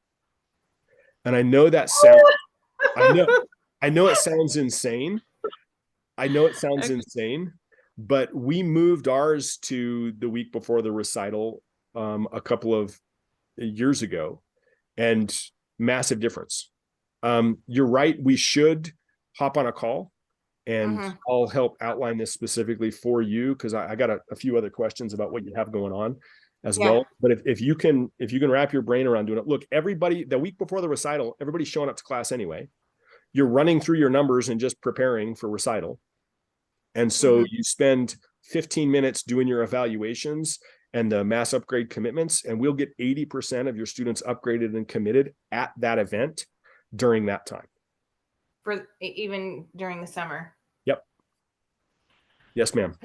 Okay. Is there anybody, everybody else who's already got that implemented at that time? Share with us how you're. I mean, Sarah says enthusiasm's high. Scott says it's probably Jenny, but it says Scott. It's an amazing time.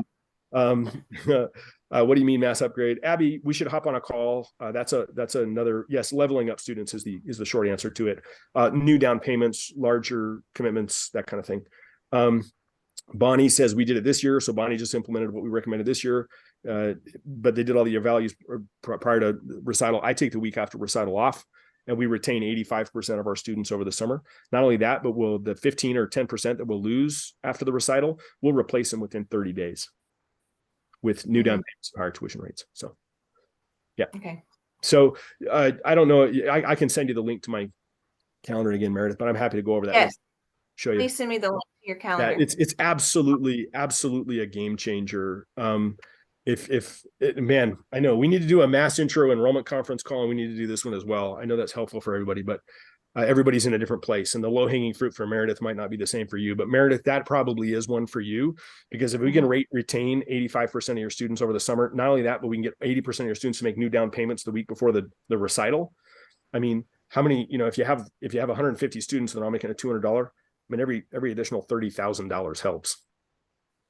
Yes. Yeah. Emily, go ahead. Yeah, you bet.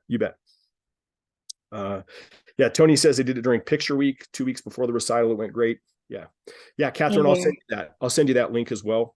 I'll show you guys how to get in touch with us. Emily, go ahead. You had a question too. Yeah, I'm gonna try not to cough. Sorry, my voice is really raspy. I've got the flu. We're glad you're here, man. I haven't chatted with you. I miss you guys. I miss you guys so much. Glad There's been really good things happening over here, and I'd love to get on a call with you at some point if that's okay. I'll just share to kind that of catch link up. in just a second. I will. The biggest win for those who have seen me at a live event or know what my situation was, not to go into it too much detail, I am happy to say I am officially out of the situation I was in, and I am living on my own. And look at you, man. I know that was a goal, man. That's awesome. Congrats, dude. In year 7 with my studio. So like that was a really, really challenging, traumatic situation. So I just wanted to share that really quick. But for this, my biggest weakest link when I do an open house or a mass intro that I'm still encountering, and even when I do my evergreen offer intros, is I have this really weird phenomenon happening where so I finally handed off the enrollment conference to my office manager. She's absolutely wonderful, great customer service skills, the whole 9 yards.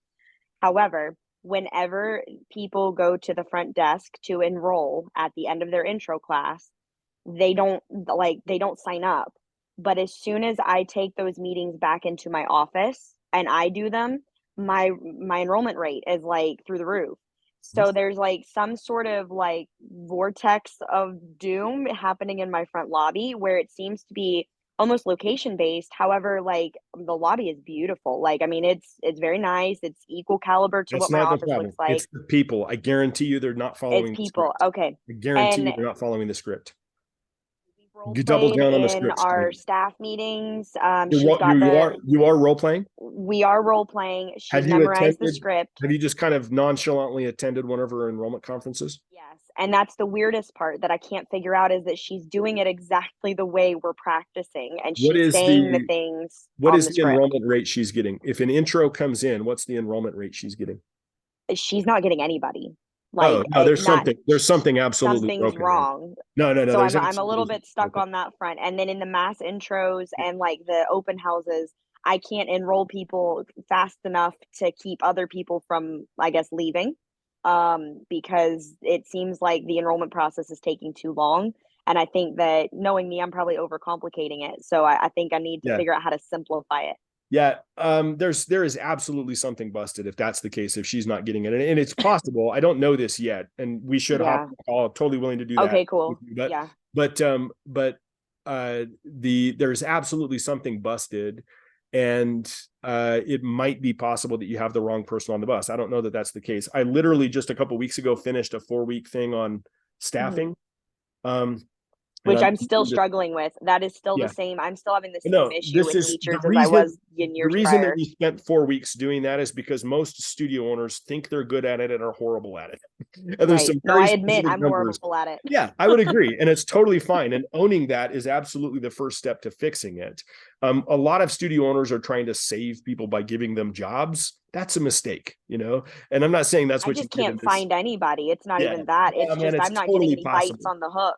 It's totally possible to do, especially if it's at admin staff. Now, I know it's been a while since we've chatted, but since last time we chatted, Emily, my 15-year-old daughter does a couple of evening shifts at the studio, and she's a stone cold killer, man. It's hilarious. Awesome. It's hilarious, man, to watch her. She's yours. That makes sense. So well, I guess she grew up, you know, sitting in the back seat of the car, listening to her mom and I develop all this stuff over the last 15 years. So she does have that advantage, but she's a 15-year-old kid. And we had a mass upgrade event for the Aerial Silks program. And she's got people walking in, dropping $3,000 checks paid in fulls. Boom, boom, boom. Just consistent. One of the biggest feedback things that I'm getting that I overhear when I'm just kind of listening from around the corner when my office manager is trying to, close the deal is I literally hear the family, the parent will say, well, if I can't just talk specifically to the director, then we're just not going to worry about this now. This is an indoctrination. So this is an indoctrination sequence problem. So if you're getting a consistent, and this is for everybody on the call, if you're getting a consistent piece of pushback at the enrollment conference, whether that's I need to go home and talk to dad or I need this or whatever, there is a way to prevent that objection from coming up in the indoctrination sequence before they come in. And that's part of the reason that doing direct online enrollments off of your website is such a horrible idea, is because you don't have an opportunity to educate them. So what we want to have happen, whether they're coming in for the evergreen intro offer, they're coming in for a mass intro, an open house, doesn't matter. They fill out that form before they come in for the intro. A certain number of things happen. And one of those things is they watch a little video that overcomes some of those objections in a very, very subtle way. So Emily, there's a big piece that there's a big chance that might be part of the problem, but it's also, the other piece of this too, is I think part of the reason what I was sharing about my daughter being so good at this, I think part of the reason that she's so good at it is because she doesn't understand that asking people to make large commitments is an issue. To her, it's just normal life. When she meets an adult that can't do a handstand, she thinks there's something wrong with that adult, because she just grew up in an environment where that was normal. And so asking people to be committed to things for her isn't a problem, because she thinks there's something wrong with somebody if they're not willing to be committed to something. And so that makes sense. It's such a mindset shift. I promise it is. And that's why I'm saying there's something going on with that front desk that we just need to dial in and figure out. So they're okay. Awesome. And yeah. You know how to get in touch with me. Reach out, ask for a link, and I'll send it over to you. And you had mentioned that if you're dealing with the same problem from last year, this year, you're not nailing the low-hanging fruit. You did not. I think I need to talk to you about what my low-hanging fruit actually is at this point, because I'm still dealing with the teacher issue, and I'm about to lose the only teacher I've got. When we go on winter break, she's moving and she's not going to come back after break, and I'm going to be the only teacher again. And I'm like, you got to be kidding me. No. Self-awareness is the first step, Emily. So I'm doing something wrong. Yeah, I agree. And I would say in our mastermind program, the folks that are in our mastermind program, about 80% of the studio owners in that program hit this bottleneck eventually, where staffing becomes the issue. We've got lead flow coming in. We've got the pricing set up the right way. We got the programs designed. We have all that's going well. stuff. All of that's happening. And then all of a sudden it's like, dude, I just need people who can do this for me. That's and they can't. Exactly where I'm at right there. I'm in that bottleneck where I've got leads coming in. I've got like 3 leads coming into the pipeline every day. Dude, and so like that's and you're in a rural area, dude. Like, I am, and I'm right outside the city. I'm right outside of Charlotte, and so I'm in that awkward distance where people don't like. Some people want to drive from the city, but some people don't. It's that awkward in between. It's not an unresolvable issue, man. Right, I agree. We can fix this one. You notice Katie saying yep here, Anjanette saying yep here. Like Katie, how many leads did you get in the last 30 days? You get like 300 of them. Most likely. I can't even look, right? Because like we're so swamped. She can't hire people fast enough where she's at. That's her problem right now too. Yeah. Cool. Yeah. Maisha, yeah, let me know if we need to send you a link too. We're happy to chat with you. I know this went a little bit over, but you guys have some good questions here. You guys all derailed me. You got me soapboxing, man. I care about this stuff. I want you guys to. We know how to get you to elaborate, but a call on specifically mass intros and that kind of thing would be amazing. Totally get it. Yeah, I agree. That's a big one. I agree. Awesome, man. Cool. I saw a bunch of chats coming in, man. I haven't been able to keep up with them. A couple of things. Here's a couple of things. If you are not in one of our programs and haven't been through our training, so you're kind of hearing some of this stuff is a little bit new to you. If you head over to the website dancestudioConsult.com, I'll type it in there. I think that should redirect you to a little form. Somebody test it out for me, make sure it works. I think that should redirect you to a form where you can answer a couple little questions about your studio so we know what you got going on. I want to be able to go take a look at your website. I want to know a little bit about what you're doing, and then it'll redirect you to our calendar, and you can book a little time where you can, thanks, Katie. There's the direct link in the chat too that it redirects to. So dancestudioConsult.com, you can go book some time with us. Put your credit card away. There's nothing to buy on that call. The goal of the call is to find the low-hanging fruit. And I recognize that for each of you, that might be something a little bit different, which is why we're doing this. And why are we doing it this way? Well, number one is because I think you guys are engaged in the most important work in the world. I really do. That's not just lip service. I am not just pandering to you. That's what I believe. And that's why I'm involved in this as well. But the other reason is because if it turns out that there's a lot of low-hanging fruit and it's something we can help you with, we know that a certain percentage of people are going to want to come into some of our programs and have us hold your hand as you go through that. Right. But you have to ask us about that. We're not going to run after you. So after we say, this is what you should do, if you say to us, can you tell me what that looks like? Yes, we'll tell you what it looks like. But the reason, it might sound like a weird way of doing sales, but that's how we do everything. That's how we work at our studio as well. We want to show you, we think we have some value. Let's go make a difference in your studio life. And then if you want our help to bust through these bottlenecks, man, we'd love to be there. We'd love to hold your hand and help you do that if you want to, but you got to let us know that you want that, and we'll do that. Okay. So nothing to sell, nothing to buy. Put your credit card away, dancestudioConsult.com.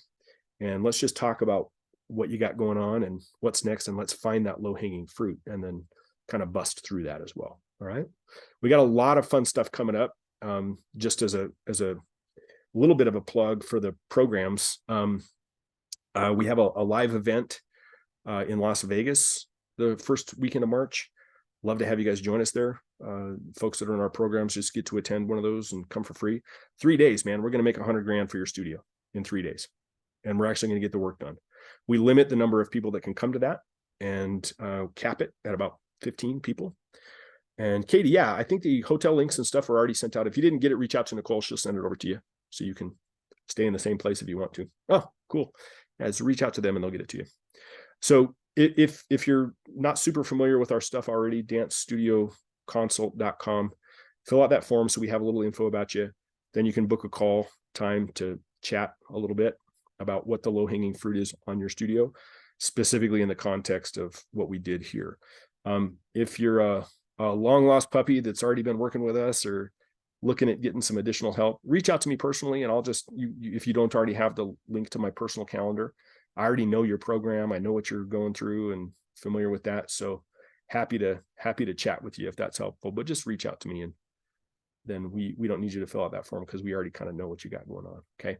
Now we do have a limited number of people that we can meet with every week. And of course, just like you guys, we're pretty busy at this time of year as well. Yeah, Emily, there's a Colorado event in July. Yeah. Mia, please go ahead. You got a question? Hey, how's it going? Long time. Man, I've been thinking about you a lot. I think we need to chat. Thank you. Yeah.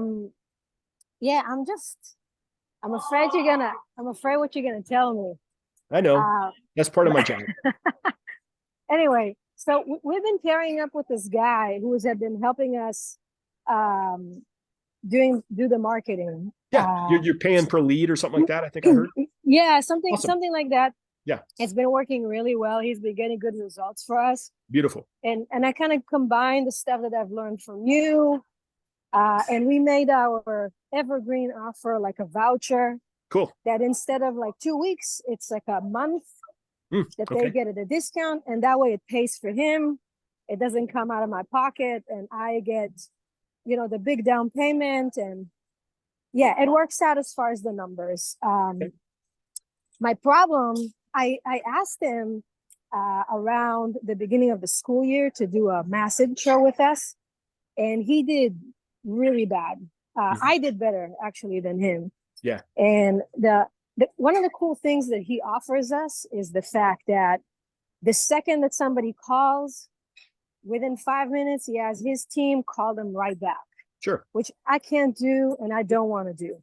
Mm-hmm. And he took all the stuff that I didn't really like. I didn't like chasing after people and doing all that stuff. So that was great. And it really showed, like he grew our email list and so forth. So my question is, I really like this idea of mass intro, especially during our break. I think it's really genius because I'm paying rent, so might as well do something during that time. But our huge issue was, I like the idea of charging people so they come, but it was almost impossible to do with him because it's a team that is in the Philippines, I know. And people don't want to give their credit card. I don't want people to give their credit card to people that are out there. And he even said, it's a team that I hire, but I can't, so we tried to send a link to like a Venmo or I don't know. So I wonder if Compete, and I asked if you're using our software, you send an invoice link. So yeah, but I don't have their, you see what I'm saying? I don't have their contact. Like I wish there was a button that I could just send them a link and they pay right there. There is. Yeah. So there's a function where I could send them a link and they could pay right there. There is. Yeah, there's an invoice link. Yep. I know there's an invoice. I've done that for events, but it's for people that are already students. So if I don't have them as students yet, I can't, like somebody off the bat, I wonder how I could do it. Where I could send them. Bonnie's in the chat here saying we do it all the time. Yeah. And I totally get the issue. I mean, I get the problems with why you're doing it. What you're doing is it's a great way to solve this problem. It's just like you just inherit different problems, right? And that's another thing. I had this actually on my list of things to go over today that I'm not going to. Tools are less important than strategies. And so like whether you're using, like this dude who's outsourcing overseas, like there's going to be problems with everything. I'm a little bit of a Luddite, that, like, I think most technology doesn't actually solve problems. It causes more than it's like, there's a net negative to most new technology, especially new technology. But yeah, I totally get that those are some problems, but Compete, if you can use that, there is a way to send an invoice to people and just say, hey, pay $29 for this intro class. I'll get you on the list as soon as you do it. And we have people that do that all the time. So if you're calling somebody, if your staff calls, and by the way, I don't do any calls either for the prospect. Yeah, obviously. Staff does them, right? Like I don't do it either, but you send out that link and then get that paid. And then that can contribute to this. But once again, doing a free mass intro, there's benefits to doing that as well. And so you would recommend this time of year, if I'm doing it on the off days, like the break between Christmas and New Year's, to do it free, just in the spirit of like building the email list. Man, if you could build, if I could hand you a list of 2,000 people that were interested in your program right now, would you take it? No, obviously. I'm just wondering. Well, I can't, so let's go build yours. Yeah, no, That's all I'm saying. You sold it to me. No, I'm on, Yeah. but I'm just saying, at least, I'm just. Here's the trade-off. I've never tried it. I've never tried it in the break, and it feels like the city shuts down during the break. So yeah, I wonder. Your show up rate, if you do a free intro over the Christmas break, your show up rate is going to be lower, no question. Oh, okay, but okay. You're going to get people on your list, and if we don't get them in during that week, okay. Are you going to be bad at following up with them, or are you going to do a good job of following up with them? Well, if you're not going to do a good job of following up with them, don't waste your time. I see. Yeah. I see. So yes, okay. You are going to have a lower show up rate. You are not going to pre-qualify people as well. But if I can give you a list of 2,000 people that are interested, as long as you follow up on them. And would you recommend it of doing it like a regular ad, or doing it in such like making an event on Facebook and just blasting, like putting power on that? I would do that too. So what we do with the Facebook events is we'll make the event and then invite everybody to it. And anybody who says they're interested does not mean they're showing up.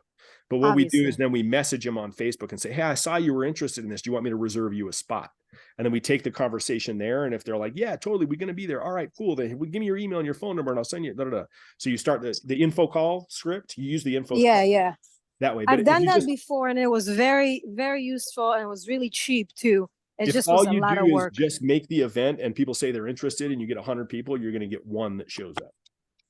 Wow. Because interested in the event on Facebook means nothing. No, yeah. So you have to have that conversation with them. Yeah, we did it in such a way like you recommended. I contacted each one on the messenger, and it was great. It was very cheap. We ended up doing something. It was successful. It was just like I said, it was very time consuming. We just have to figure out how to use that guy to do it for us. And what's your average student value? 2,600. When you say time consuming, what do you mean? How much time does it take? It was just like, it was a lot of calling, a lot of trying to get people on the phone. I don't know. It was like over a year ago. So yeah. So my point is just that if it takes you an hour to talk to 4 people and you get one of them enrolled for $2,600, you just made $2,600 an hour. Yeah. Can you afford to pay somebody else to do that for you? Yep. Yeah. Okay. All right. Point taken. Yeah. You got it, man. You're doing the right thing. You're thinking the right way. And especially with how weird your stuff is, once again, man, you're one of my favorite people because you're weird, man. You got weird stuff you're trying to sell to people. And it's not like everybody knows what it is. There's an education piece here for yours. Like, we have to educate people on what this is before we can do a good job of selling it to them. And I'm in the same boat, right? And so building that list and staying in front of those people, emailing them every week for 2 years might be what it takes. I'm curious, just for the sake of like pushing me, what is you guys' down payment and monthly tuition for Capoeira? $299 down payment, $199 a month. For Capoeira. Everything is that. Okay. All right. That's good. We're pretty close to that. Okay, well, cool. Thank you. I'm glad I could relieve the tension and have you not. I was nervous, man. That's good. You push me. Every time I talk to you, I come back with like, man, it's a good pressure. So I appreciate it. Doesn't feel good, but it feels good. You're doing good, man. You're doing awesome stuff. We got so much new stuff we're going to throw out at you guys, especially weirdos, man. Space sharing stuff. I'm running a boatload of money right now towards advertising my space during the daytime hours when I'm not using it on Sundays to churches and stuff. Getting a bunch of data on that. We'll get that to you guys later, but fun stuff. Cool. Good questions, guys. Other questions? I look at you guys, man. You guys are in for the long haul here. We've been rocking and rolling for quite some time. It's my favorite thing to talk about. It's tough to get me to shut up about it. I'm proud of you guys for what you do. I'm proud of you for the sacrifices you're making, man. This business is important, and y'all need to be pushing it. You need to be challenging each other with this stuff. Okay. All right, one last one here. If you're newer to our stuff, yeah, Catherine, we should chat too. I know I keep saying that to everybody, but no question we can keep that wheel running. So head over to dancestudioConsult.com, redirect you to that little form, fill it out, find a time to book a call. If you've already been in our programs and going through that, you know how to reach out and book directly on my calendar. We don't need that form filled out, but good time to be chatting and figuring stuff out. Okay. If we can get this rocking and rolling right now, then if we can get students committed right now, look, I'm about to blow some of you who don't know about this yet, this is a hard piece to swallow. Please understand, it's just going to work. It's just going to work. It's just going to work. Getting your fundamental students committed to a 12-month program right now at this time of year, we'll get a certain amount of them either re-upgraded before the summer or recommitted into the same program. New down payments, new 12-month commitments. It's just absolutely going to work. It is a game changer for the summer if you can make these transitions and conversions right now. So let's figure that out, and let's go have a bigger influence. Okay. All right, guys. Thank you so much for being here. Appreciate the questions. This is good stuff. You guys are doing great things. Let's keep pushing onward and upward. Talk to you soon.